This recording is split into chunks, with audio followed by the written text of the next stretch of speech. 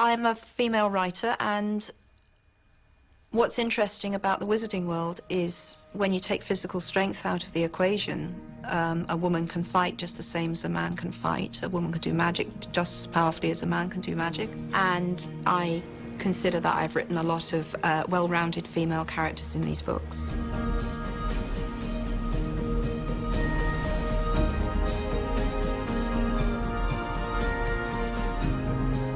As an author, none of the women ever gave me trouble, actually. It was always the men that gave me trouble, never the women. But Harry came to me as Harry, and I never wanted to change that. Because switching gender isn't simply putting a dress and a pretty name on a boy, is it? A lot of preoccupations and expectations are different on men and women, and so the books would have been incredibly different, I think. Considering the protagonist is a male, I don't think it was so obvious at the beginning that she very much wanted to portray her female characters as very strong-willed and sort of admirable, but as the films went on, I think you can really see it. It's interesting for me with Harry because throughout the series he is so much a boy in search of a father, and yet at these times of real stress it's his mother that's our place of refuge. And I think that it's not very hard to see the reason why. My mother died 6 months into the writing of Harry Potter, and I became a mother to a daughter. So I just suppose that as a woman and as a daughter, maybe I feel that that's a form of love that doesn't get explored as much as it should do, given that it's it's so formative in everyone's life, for good or for ill. Funnily enough, I founded a charity called Lumos, which is about institutionalized children, largely in Eastern Europe. And some of the many disturbing things I found out from being involved closely with that charity is how much measurable brain damage is done when a child is taken from its mother and placed in an institution. And when I say measurable, you can scan the brain and you will see that pathways haven't been made, and you can never get that back. So in fact, what I wrote about Harry having been incredibly loved in his earliest days is measurably true. That will literally have given him protection that no one can undo. His brain will have developed in a way that Voldemort's brain didn't, because Voldemort was, from the moment of his birth, institutionalized. So I suppose, yeah, Lily was representative of safety in a way that a father couldn't be, because he's constantly told, you look just like your father, he's got to live up to the expectations of his father, his father, his father. But Lily is something different. Lily's the person who stood by the cot and tried to stop her baby dying. Harry, Mama loves you. Harry, be safe. So yes, mother love is hugely important in the books. Fred, you next. He's not Fred, I am. Honestly, woman, you call yourself our mother. Oh, I'm sorry, George. I just think it's so cool that Jo has Mrs. Weasley and really kind of like pays homage to this incredible mother figure and how key her role is in keeping that family together, to her taking care of Harry and, you know, the whole of Dumbledore's army, really. Thank goodness you two are all right. Apart from the three main characters, of course, Harry and Ron and Hermione, Mrs. Weasley is the greatest force for good, I think, in it. She's the mother of that world. And I think that is very female. What impressed me with Julie was you always had the sense, I felt, that this wasn't just this warm and cosy 1950s housewife pottering around her kitchen. There was some real steel in there. Now, you could say there would have to be steel in the woman who raised Fred and George, otherwise you would go start staring mad. However, it was totally plausible for me when she stepped forward in the Great Hall and thought, right, you bitch, you're getting yours. And you thought, yeah, she is about to get hers. Bellatrix messed with the wrong woman. Not my daughter, you bitch! It comes from her womb, that feeling of defence, defending her child. She's already lost one. So it's the mother, you know, the lion, the female lion or tiger defending her babies, you know. So it's unstoppable, which is wonderful. Because that's good, because it's a mother really going through it, which is great. I doubt if that probably would have taken place had it been a man writing it.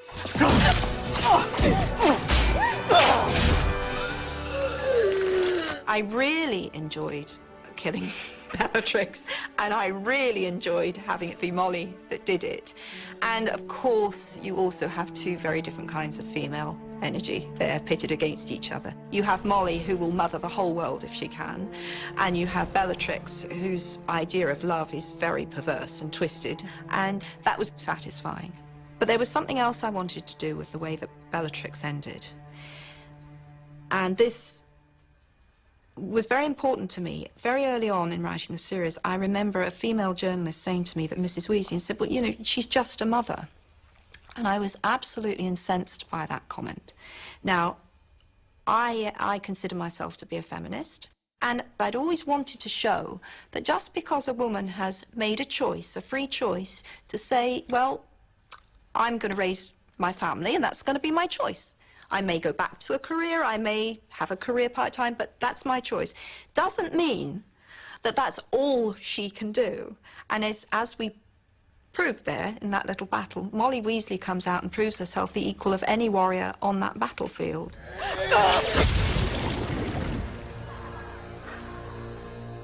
And I also loved that Professor McGonagall got her moment to really show what she could do.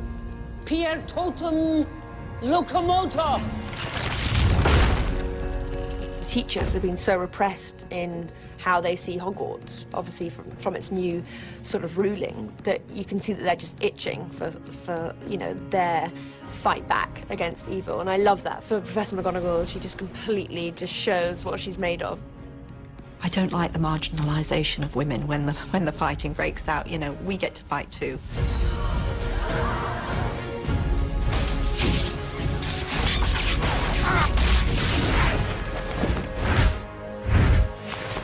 I really wanted that. In fact, there was an earlier draft. I know there was, at one point, it was Harry who took on Snape in that confrontation, and I really didn't want that to happen. In the book, Minerva McGonagall is the one who does it, and for me it was very important that she did that.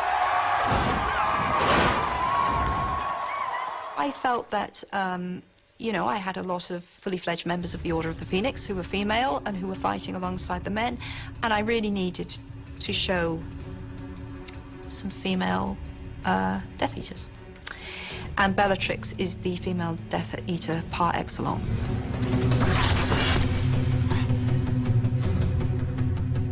Bellatrix is not a great advertisement for prison, if this is what it's done to her.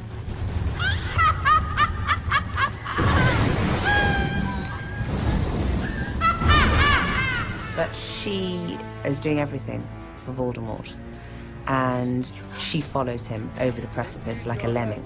There's an interesting thing, isn't there, about female psychopaths? They often need to meet a male counterpart to release that part of themselves, and that's how I see Bellatrix. She is the only true follower, I think Bellatrix thinks. You know, she went to Azkaban, but she's prepared to die. So she's pretty convinced by his supremacy and his superiority and his worthiness. I mean, Voldemort clearly is her idol, her obsession. He is the only person to whom she feels subservience. She has that curious personality disorder or quirk or whatever we're going to call it, that I think is peculiarly female, and Helena portrays that with such gusto. It's fabulous to watch.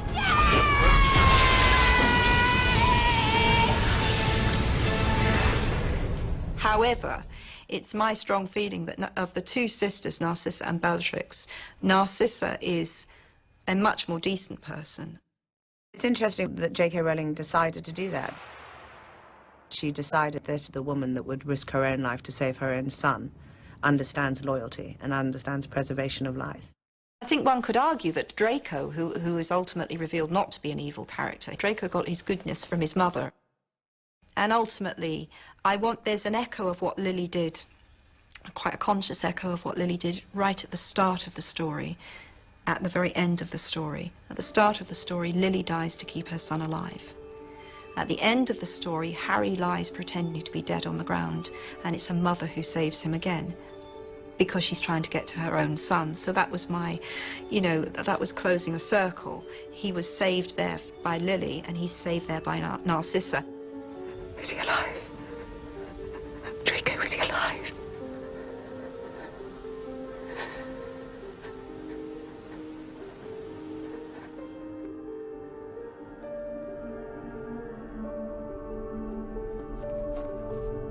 I do strongly express my worldview in the books. Dead. One of the things I find most revolting in life is self-righteousness that covers self-interest. And that was Umbridge from beginning to end. And she's actually quite as sadistic as Bellatrix, but under, you know, it's all justified because I work for the ministry. So, horrible woman. She has this kind of like horrible double side to her, whereas on the outside she's all fluffiness and pinkness and niceness and ugh, and then on the inside she's just evil, just like pure evil. Yes? Nothing. That's right. Because you know, deep down, you deserve to be punished. Don't you, Mr. Potter?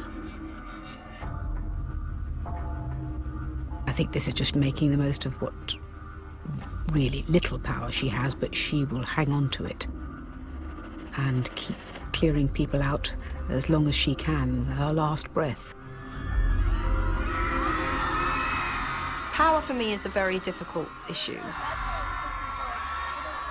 I'm suspicious of people who want power, which I think comes across quite strongly in the books. But I have come to accept that if you are in a position to give, for example, a lot of money to a cause, then that gives you power, because money can be a very powerful tool. If you have a profile, that means you can give a voice to a cause that otherwise wouldn't have such a loud voice, and that is also a form of power. But for me, it's a slightly more complicated issue than that, because I think as an author, you know, I chose a career path that traditionally does not lead to a lot of power. And so I think I really am not being disingenuous when I say that any form of power that's come to me through Harry Potter was very, very unexpected. I really admire her grace. She's definitely been an inspiration and a role model. I mean, I just feel so blessed that I was given the chance to experience all of these amazing women. Here we go. Helena was also a really important mentor to me on this last movie. She very sweetly invited me over for dinner, and we talked about books a lot. And just being a woman, I feel as if somehow I have been under the microscope even slightly more than the boys, just by being the girl. You know, whether it's what I'm wearing, whether it's what I'm doing, where I'm going to school. Just in every sense, I feel as if the public is just so much harder on women.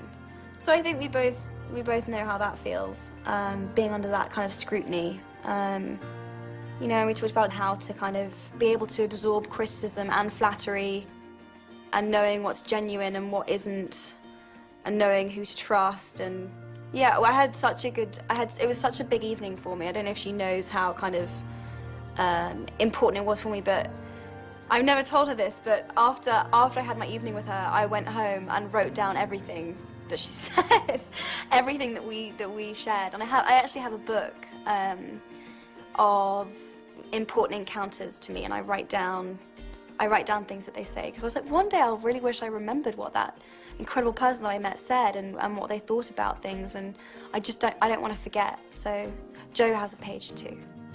To Miss Hermione Granger, for the cool use of intellect, while others were in grave peril. 50 points. Good job. I wouldn't say that I based any of these women on specific women that I knew, but Hermione is an exaggeration of me. So Hermione really did come from a very deep place inside me. I was very insecure, and still am quite insecure in a lot of ways, but I was a very insecure person for longer than I like to admit. And I think writing about the time in Hermione's life that I write about, growing from childhood into womanhood, literally, because when we finish the book, she's 18. I think it brought back to me how very difficult it is. So much is expected of you as you become a woman, and often you are asked to sacrifice parts of you in becoming a girl, I would say. Hermione doesn't. She doesn't play the game, if you like. How could I be so stupid? I checked this out weeks ago for a bit of light reading. This is light. The kind of teasing that Ron gives Hermione for being clever and always being in the library, and, you know, I've had that my whole life. Guys giving me a hard time for doing well and being smart, and so I can totally relate. You're saying it wrong. It's Leviosa, not Leviosa. You do it then if you're so clever. Go on, go on. From the first moment that I spoke to Emma, I just thought, oh, thank Christ. I did, because, you know, who knew who they were going to cast as Hermione? I was more worried about Hermione than anyone else. I thought, you know, are you going to get a girl and put her in glasses and then she'll, you know, because that shows she's clever? I mean, how many times have we seen that happen? And I spoke to Emma on the phone. She was very young. I think she was 10. And I thought, you are going to be able to play a very bright, articulate girl with conviction, because that's who you are. I felt like I had the most pressure in a way, because if I screwed up Hermione, I would be screwing up a part of Jo, and just would have been awful. I remember she sent me a letter after the third movie. She wrote me a letter and she said, "To my perfect Hermione." And to hear that from the creator of her was obviously the biggest compliment I could receive, and I knew, that was when I really knew that I'd done a good job. I think the three main characters work as a trio, and part of what makes it work is their gender. And I have fun with that. I have fun with that in Deathly Hallows, when it's three main characters alone in a tent. And Hermione says, I notice I'm the one who gets, you know, gets to do the cooking because I'm a girl, I suppose. And Ron says, no, it's because you're the best witch, and you're the best at magic. So it was fun to play with that. You're amazing, you are. Always a total surprise. They couldn't get through a day without her. She really is, she's the brains, she's the best at spells, she's always 2 steps ahead. She's very much part of the action. The main female characters aren't there as a sort of like added bonus, which I feel like so many female characters are. Even Ginny is this incredibly powerful, stubborn, intelligent, quick-witted woman. She's another kind of girl power figure. Reducto! Obviously, as Ginny's character develops, you really see her as very independent, and I think people portray female characters as very loud and chatty and needing to show their maybe sexuality, and although it's not really needed. So I think that's what makes, I think, Jo Rowling's female characters very strong, because they're a bit more naturalistic and a bit more down to earth. Shut it! Thanks. She's just true to herself no matter what. And I think that's a really important message. Even Luna, who's this very, like, airy-fairy, kind of, like, in her own world character, still has this amazing conviction in her beliefs, and she's still incredibly smart, and she's very emotionally clever. Your feet, aren't they cold? Bit. Unfortunately, all my shoes have mysteriously disappeared. I suspect nargles are behind it. The key to Luna is that she has that unbelievably rare quality of actually not giving a damn what anyone else thinks of her. Now, if we as adults say honestly how many people we've known like that, I think very many of us would say none. And Luna's like that. She doesn't actually care. She's so comfortable with being different. She's fearless.